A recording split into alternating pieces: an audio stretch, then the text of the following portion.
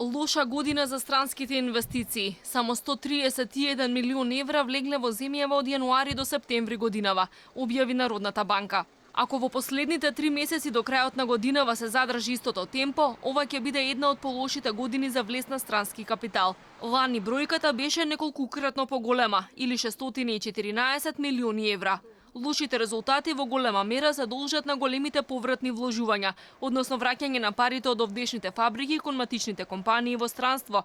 За 9 месеци по овој основ од земјава се излеале над 262 милиони евра. Директните вложувања во земјава се драстично пониски, или 169 милиони евра. Инаку владата за годинава најави голем бум на странските инвестиции. Премиерот неколку пати уверуваше дека ланската сума ќе биде надмината, главно поради очекувањата земјава да стане членка на НАТО и да добие датум за преговори со Европската унија, потези кои требаше според него да ги привлечат инвеститорите да вложат во земјава.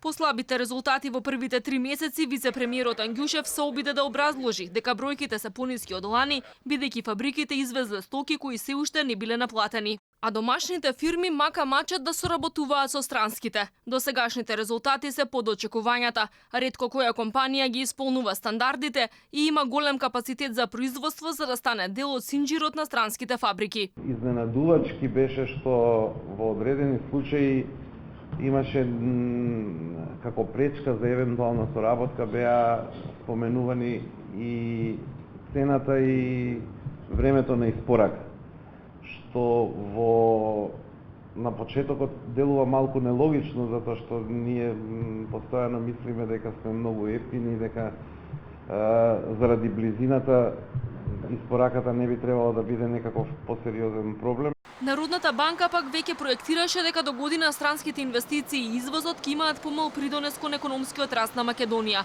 главно поради послабата побарувачка од странство, особено од Германија, нашиот најголем трговски партнер, каде се очекува забавување на економските активности.